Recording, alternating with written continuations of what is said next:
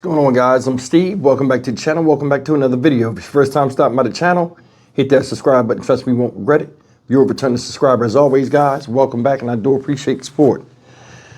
Quick announcement. We hit 96,000 subscribers last night, and I really appreciate you guys, that come to the channel and find some type of value in it, and just support me through thick and thin. I really appreciate that. We're 4,000 subscribers away from 100K, and the journey continues.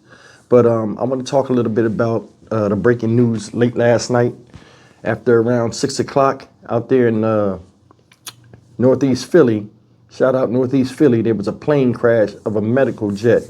Said it was a Learjet 55 model that crashed shortly after takeoff. This plane was supposed to be going from Philadelphia to Springfield, Missouri, and then after that stop, go to Tijuana, Mexico. Now, that's some of the stuff that's out. They said it was 6 people on the plane, and they fear all 6 are dead. Now, we all seen these videos that they were showing. Some people are saying it's a conspiracy. Some people are saying it's a missile. It was a plane, ladies and gentlemen. I looked at every video that I could find last night. It was a plane.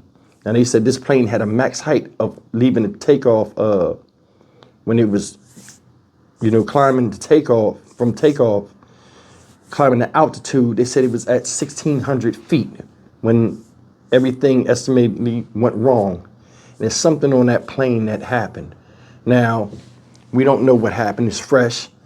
Listening to it, with experience, from me being in the military and being around planes, I was in the Air Force, crash recovery. Listening to it, I think the plane was at max power. When you're taking off the plane and you could hear those engines screaming. It was taking off at max power. The way it came down was like a meteor, if you guys went and looked at the video, and it was already on fire. So, I don't know. My personal opinion, I think it was a flight control issue. He was trying to climb the altitude, and, during his ascent, and I don't know, things got messed up, and he just full throttle ran right into the ground. Because you can hear the engines.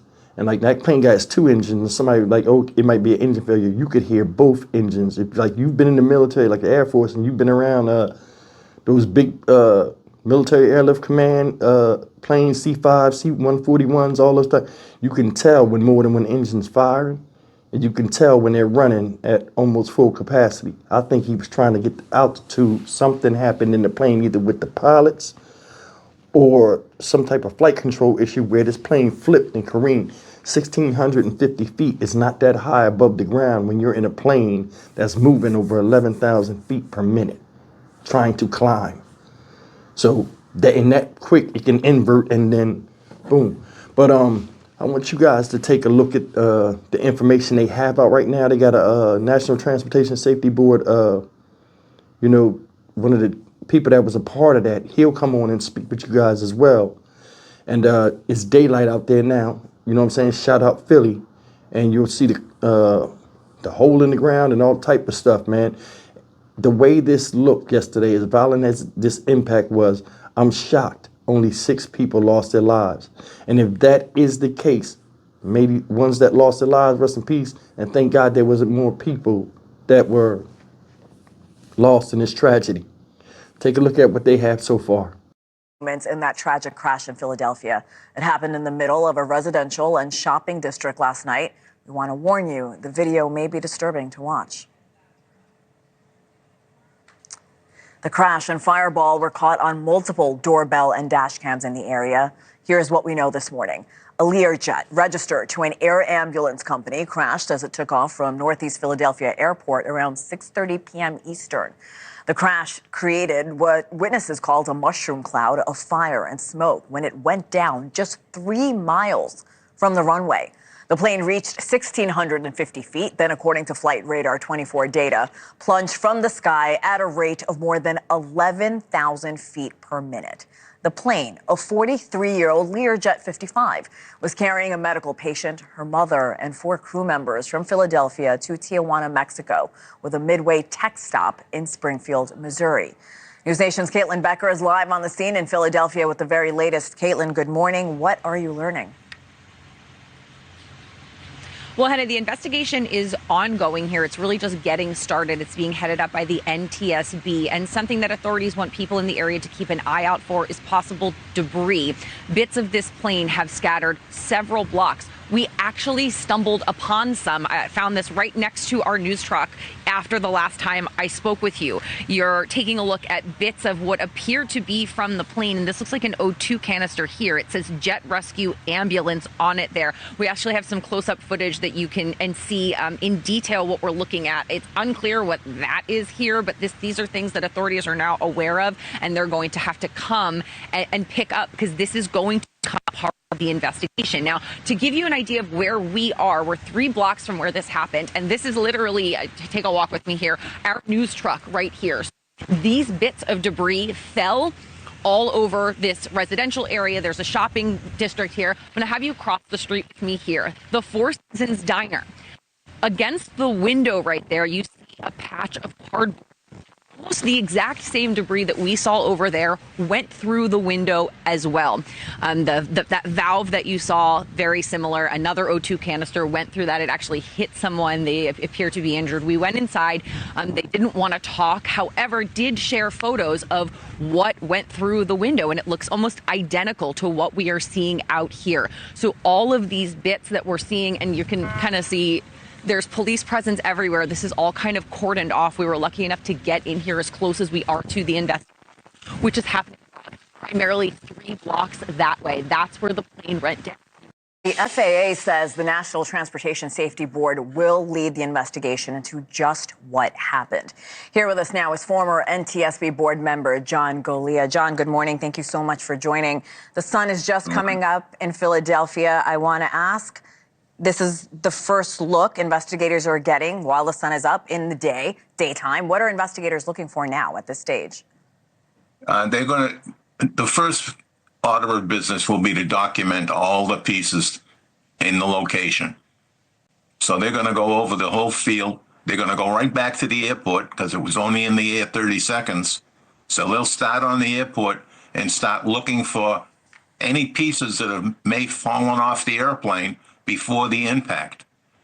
Pieces that come off the airplane before an impact sometimes can tell a very, very large story. Sure. But let's assume for a second they don't find any pieces. They're going to look at the fuel that was put onto this airplane from the actual fuel truck. They'll actually take a sample from the fuel truck. And because it crashed so early after takeoff, that's one of the very first things that you would look at is, was the fuel contaminated? To your point, the flight took off less than 3 miles away. You have 40 plus years of experience here, John. What was your reaction when you first saw the video and the first question you asked yourself? What was the fuel, the state of the fuel? Airplanes don't just fall out of the sky on takeoff. They don't lose engine power. He's only 1,600 feet. So the very first thing I thought of was fuel contamination. But now I'm seeing some of the indications that he came down at a 45-degree angle. He may still have had his engines at takeoff power to get to 11,000 feet per second, per minute. This rate. So he may have still had his engines at takeoff power. If that's the case, then that allows you to look at different things like the flight controls. Did he have a problem with his flight controls? Unfortunately for the NTSB, this airplane is too old to originally have a flight data recorder installed. So we'll have to look back at the history. It may or may not have one, but when it was originally built, it was unlikely that there was a flight data recorder on the airplane. There is not a voice recorder required on this airplane. That is such an important point. We're learning more about the plane. It was a Learjet 55. It was made back in 1981. What kind of safety record does an aircraft like this have, John, typically? Well, they made a heck of a lot of these airplanes. And basically, they're a pretty reliable platform, but they have had accidents, many of which were caused by pilots, because this is a very high-performance airplane. And if you don't fly it actively, you could get in trouble real quick. But on takeoff, I wouldn't suspect that to be an issue, because everybody's attention in the cockpit is pretty focused on takeoff. So it's going to be a challenge for the NTSB. You made a If very. in fact, I'm sorry. Go if on. in fact there's no recorder on the airplane, they're going to have to work very hard to figure out what happened here. That is such an important point, that there was no recorder. So what challenges will that present in getting a final answer? How does the investigation continue? Well, first off, we have a set of procedures that have been developed over the years. And if you follow them meticulously, and they're very helpful in coming to a conclusion. So they're going to map every piece of debris. They're going to look at every piece of debris that they pick up. And many of it will go back to the laboratory for analysis. You know, you can if there's a fire on board the airplane, and somebody said that, and I don't know if I agree with that so quickly. But anyway, you can follow a path of a fire in aluminum. People don't realize that in the materials in the airplane. So there's a lot of clues that can be ascertained from the debris. And that's why it's so important that it's not disturbed. Sure. I want to ask you about the scene, the crash scene. Eyewitnesses describe a debris field from the crash spanning the size of a football field. We saw our Caitlin Becker there. We're taking a live look at the scene. Now, it is blocks long. Can you talk to me about the challenges investigators will face, especially with this crash happening in such a densely packed neighborhood? Yes, it is going to be a challenge. I heard that there were cars destroyed. Well, when motor vehicles get burnt, some of the pieces of cars look a lot like airplane pieces.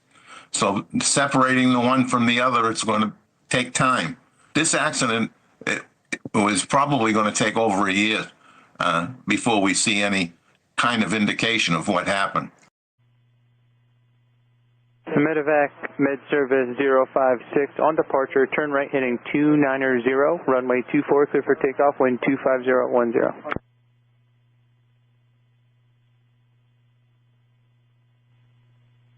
Medevac, Med Service 056, affirmative. On departure, turn right heading 290, runway 24, clear for takeoff. 24S, Juliet, looking to pass back to the top of runway 4. Number 6098 Foxtrot, northeast ground, roger. Can you make a 180 and hold short of runway 24 at Juliet? I'll try to do a 180 and hold short at 24, 609 Foxtrot. Number 6098 Foxtrot, roger. Just to let you know, we just cleared Jeff for takeoff off runway 24. If you have to cross the hold short line, just hold position. Hold position, 609 Foxtrot. Number 98 Foxtrot, I'm sorry about that. I thought you turned off at the left at Juliet. You could make taxi runway 24 via Lima. 609 Foxtrot.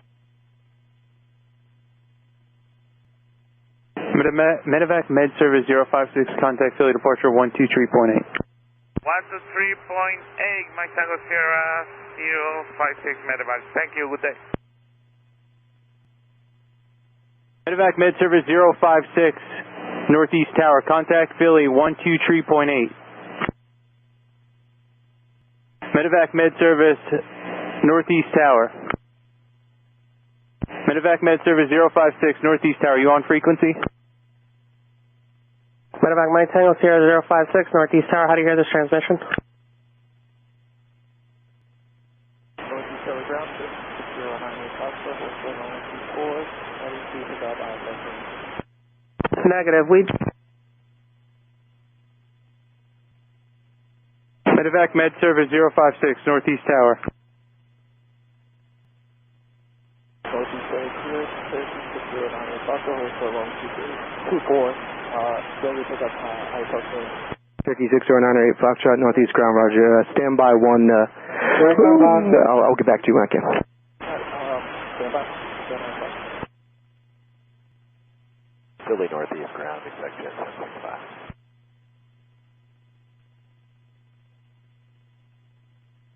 Last point, Northeast ground. Say again your call sign. That's exec jet 765. Check jet 765 Northeast ground, go ahead. Approach to runway 24, what's going on down there? Jet 765, we have a lost aircraft. We're not exactly sure what happened, so we're trying to figure it out. For now, the field is going to be closed, so no inbounds or outbounds probably. All right, understand. Thank you.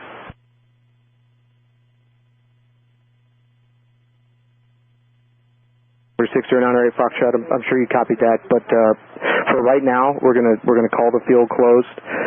We'll try to get you out here when we can. If we can't, we'll have to take you over to Atlantic, but stand by for now. All right, Roger, full standby.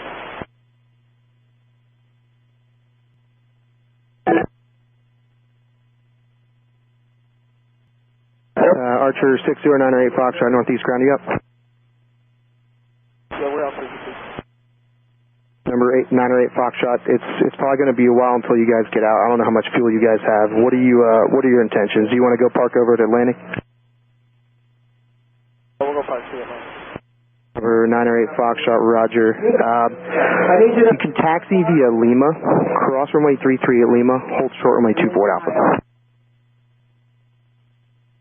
Taxi via Lima, cross runway 33 and hold short runway 24 at Alpha. Ground 6098 Foxtrot. I'm not going to be able to make a U-turn here. Can we taxi on 24 and off on Juliet then? Lima? Number 98 Foxtrot, A-firm, you can proceed on runway 24 and then exit left onto Alpha. 24, exit left onto Alpha, 6098 Foxtrot. Ground, is this looking like a lost town scenario? 98 Foxtrot? Number 6098 Foxtrot, unable to say you right now.